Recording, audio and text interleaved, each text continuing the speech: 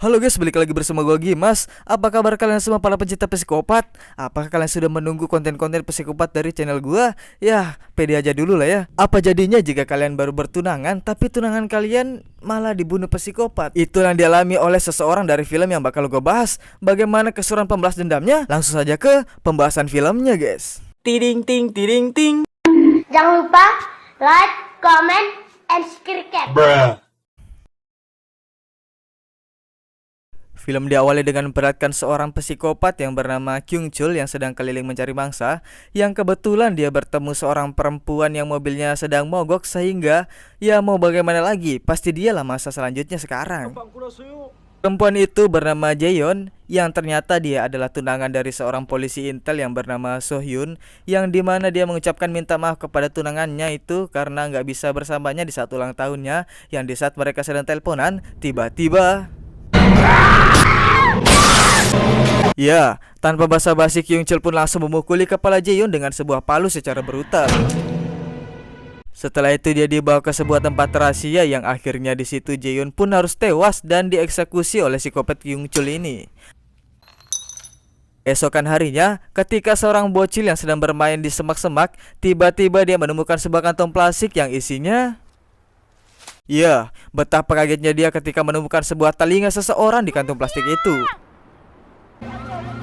Pada malam harinya polisi dan tim evakuasi pun datang ke sungai itu atas dari laporan bocil tadi untuk mencari dan memeriksa di sekitar sana punya siapakah telinga yang ditemukan oleh bocil itu, yang ketika mereka sedang sibuk mencari bukti,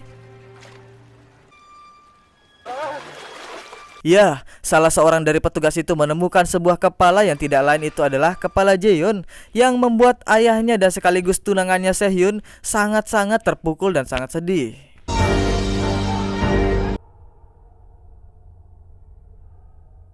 Keesokan harinya di depan makam tunangannya, dia pun meminta maaf dan berjanji akan membalas 1000 bahkan 10.000 kali lipat kepada seseorang yang tega membunuhnya.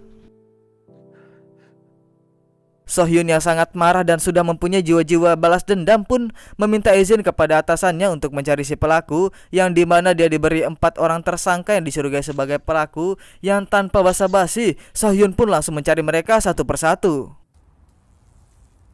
Dia pun langsung menghampiri tersangka pertama yang terlihat sedang ngocok di depan layar komputer, yang di saat enak-enak tiba-tiba ya, So Hyun pun memaksa dia dengan cara memukul kemaluannya dengan sebuah palu, yang hal itu pasti sangat sakit. Tetapi dia tetap tidak mengaku yang karena memang bukan dialah pelakunya. Singkat cerita, dia pun langsung mencari lagi tersangka kedua yang ternyata seorang kurir makanan. Di saat dia sedang mengantar makanan, tiba-tiba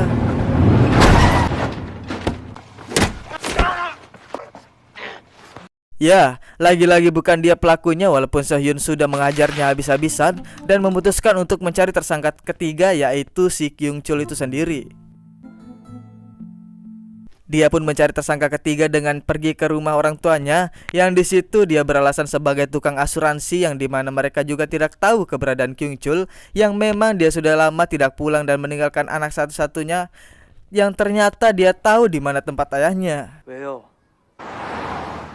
Di situ So Hyun pun langsung pergi memeriksa rumah Kyung Chul, yang di saat sedang memeriksa, dia pun menemukan tempat rahasianya si Kyung Chul, yang betapa sedihnya dia ketika menemukan cincin tunangannya di sebuah selokan.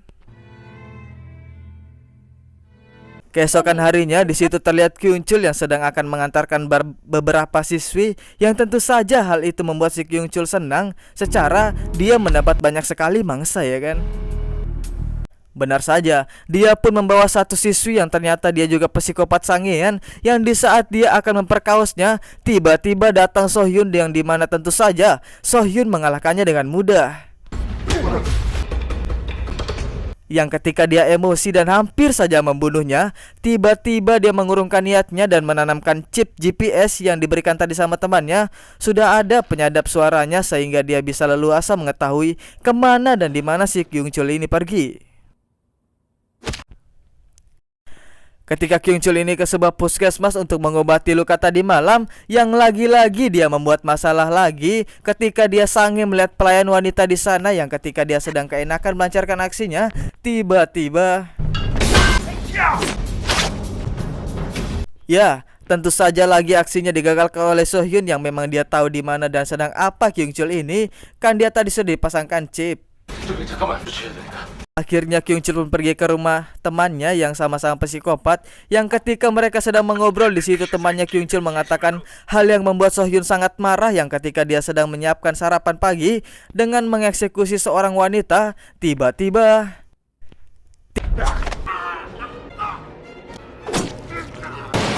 Tiba-tiba datanglah Kyungchul dengan menggunakan shotgun FF yang hampir saja mengenai Sohyun, tetapi dia masih bisa menghindari tetapi tidak sampai kabur, yang akhirnya ya, tentu mereka berdua bukan tandingan seorang intel yang sudah terlatih ini. Keesokan harinya polisi sudah berada di tempat TKP untuk menangkap temannya Kyungchul ini, tetapi Kyungchul tetap dibawa oleh Sohyun, yang ketika temannya Sohyun keceplosan tentang chip yang tertanam di tubuh Kyungchul yang akan keluar ketika dia BAB. Ternyata Kyungchul ini mendengar semua itu, yang ternyata dia hanya pura-pura pingsan. Pada akhirnya Kyungchul pun berhasil mengeluarkan chip yang ada di tubuhnya, yang tentu saja Sohyun kehilangan jejaknya.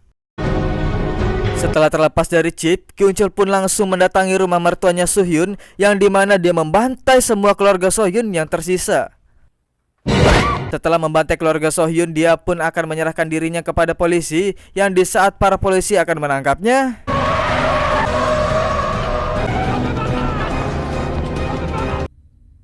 ya, Sohyun yang merasa tidak terima dan merasa dendamnya belum terbalaskan, dia pun langsung kembali menculik Kyungchul agar dia sendiri yang bisa menghabisinya. Kyungchul pun dibawa ke tempatnya sendiri, di tempat pemotongan pisau besar yang Sohyun di situ sudah mengikatnya, yang dimana di situ Sohyun sudah membuat jebakan yang apabila ada seseorang yang membuka pintu, itu akan otomatis menjatuhkan pisau besar yang tentu saja akan memotong kepalanya si Kyungchul. Dengan akal cerdiknya ternyata Sohyun sudah memanggil keluarganya Kyungchul ke tempat itu, yang di saat mereka membuka pintu, ya, akhirnya Kyungchul pun tewas pada saat itu juga. Tamat. Menurut saya film ini sangat sedih. Bagaimana coba kalau kita di posisi Sohyun itu yang melihat kepala tunangannya sendiri loh sudah dipenggal. Pesan dapat kita ambil dari film ini adalah jangan terlalu egois. Jika memang kita ingin membalas dendam kepada seseorang, ya lakukanlah dengan cepat. Jangan mengulur-ngulur waktu. Jangan sampai orang yang kita balas dendamkan membalas dendam balik kepada kita, yang akan melukai keluarga dan orang-orang di sekitar kita. Nah, saya Gimas pamit undur diri. Assalamualaikum warahmatullahi wabarakatuh. See you next video guys ya.